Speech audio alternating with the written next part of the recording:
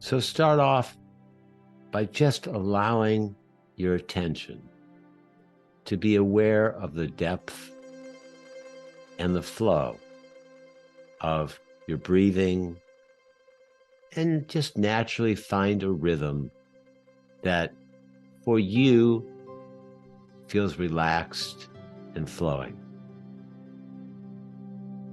If you can see what's in your mind, just gently suggest, I'd like you to be quiet now. And notice that the way that's being said is kind. It's not critical. I'd like you to be quiet now. And be sensitively present as you let your body move into positions that foster relaxation, peace, less pain, less tightness, or discomfort of any kind. And now let your attention focus sensitively on asking the question, where your anger or other aggressive emotions are most appearing in your life. Can you find them and look for them now? And take your time and look especially at your closest relationships, your partners, your ex-partners, your family, which is where it normally comes from. Where we care the most, we usually are also the most aggressive and insensitive at times. It could be anger itself, or impatience, irritation, intolerance, perhaps passively holding on to your anger and just being tight and distant. There are so many good choices the way we uniquely experience or express our tightness. So look carefully for yours and see if you can tolerate, accept, or maybe even appreciate the awareness, and especially the stabilizing of it. I can see it, I can see it, I can see it, I can still see it. And the stabilizing of it makes it so useful, and not allowing it to be just a fleeting awareness where it's going in and out quickly. And see if you can say, I'm glad I'm aware. That will help you differentiate between awareness and judgment. If you say to yourself, yeah, I can see my awareness, then that's not awareness. That's seeing the judgment of being the way you are. This is profound if you can see it and you don't miss it. See if you can find a voice. Ah, I am aware. I can be aware. And as much as possible, let yourself stay really aware of where your aggression, frustration, agitation, anger resides, how you express it. If you're quiet enough, you can notice and just be aware. And once you've discovered it, see if you can develop and have a response that's much more like, oh, good, I can see it. And see that this emphasis that we're giving on the acceptance, the tolerance, the goodness of being able to observe is a crucial part of awareness. It is very different than judgment. And it's truly your honesty and awareness working. And you don't want to fall prey to stopping with just your futile and unconstructive criticism. You want your awareness to see, I had my original frustration, and then I have this futile and unconstructive criticism. Now I'm aware. Because awareness is never critical. It's neutral. It may have a little bit of caring, but it's never judgmental. It doesn't mean it's not going to say this isn't beneficial, but the tone is going to be for you, not against you.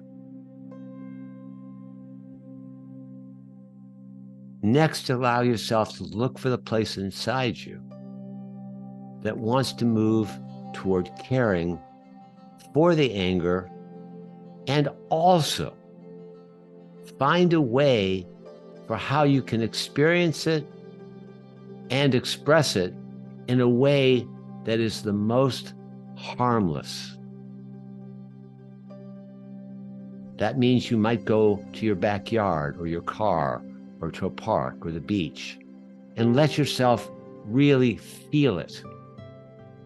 And at the same time, recognizing that it's not dangerous because you're not acting directly out, but you're amplifying it. And if anything, exaggerating it so you can see it clearly, but at the same time, you're appreciating that you're not doing it in a way that's creating harm. If you find yourself in a situation where you can leave, so you wouldn't be in a car or with other people at a dinner table, delay the expression of the anger and know you're going to take it somewhere else. And perhaps you're going to bring it to a best friend that's going to help you, if you have a best friend that's mature enough, with how to communicate in a way that's going to be constructive, or a counselor. And recognize that this fully experiencing your anger or frustration is a healthy thing when it's not acted out. It's life energy, it's vitality, it's passion with negativity. But the passion carries the potential to be aware of what's needed that was thwarted. So you don't want to suppress it. You want to find a way to experience it as fully as possible away from the situation. Now, there are going to be other times where you can't get away. You're in a car and you're with your partner, or you're at a dinner table with your family or your lover, and you're really angry, or you're really frustrated, you're really impatient, you're really intolerant. And you know if you express it, because you've been practicing this for a little while, it's not going to work out well. So it requires developing a skill. And the skill is, number one is you recognize your feeling. Number two is you recognize expressing it is not going to be helpful. So number three is you've got to find a way to delay it. And in that situation, you may have to alter your facial expressions so it's not obvious.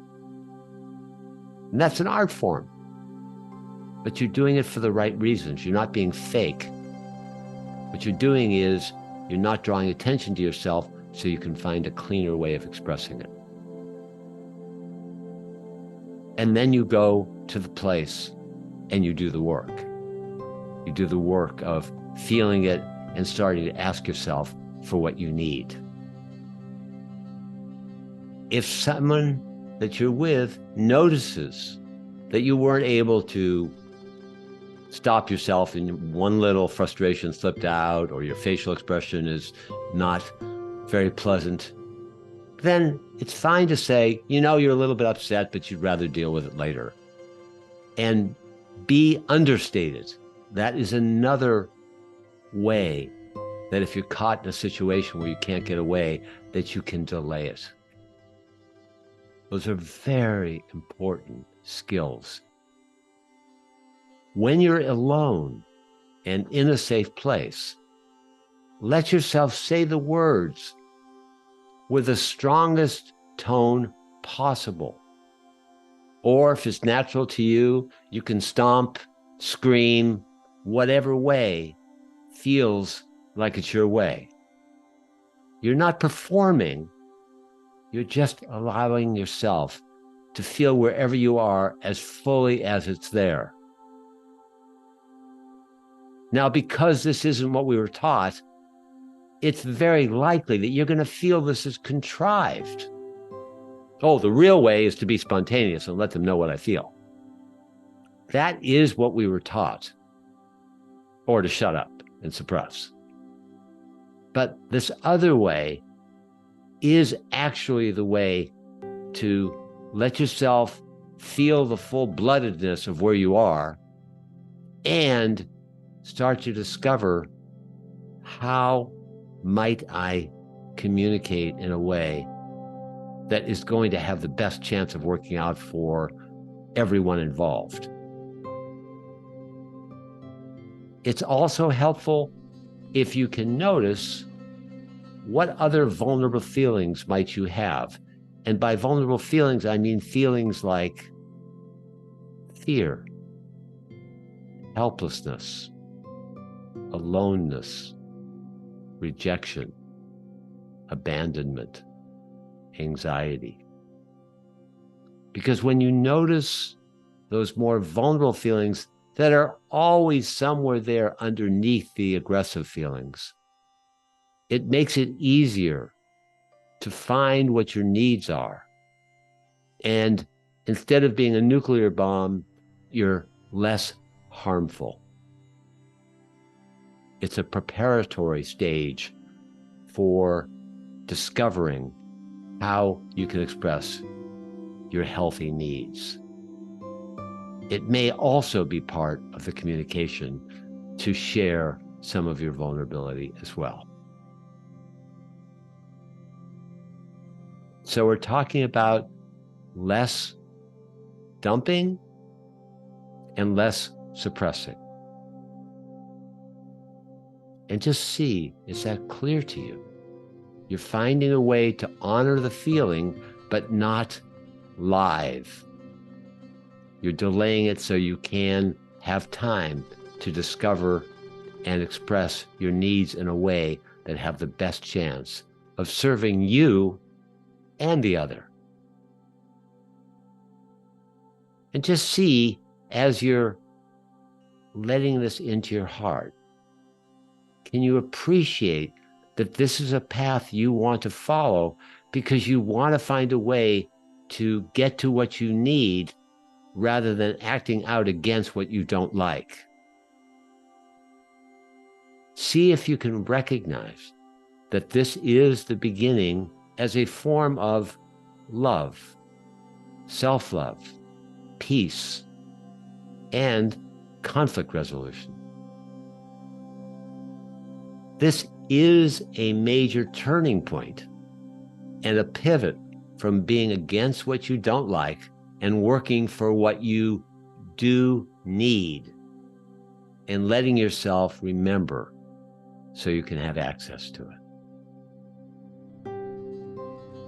Recognize this is an evolutionary step in developing a sensitive heart and fostering peace. So keep feeling in these safe ways your unique depth of anger, impatience, frustration, openly and privately.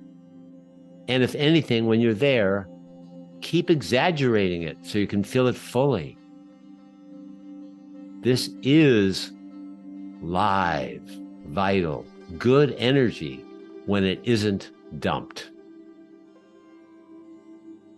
It's a major step in being angry without creating harm.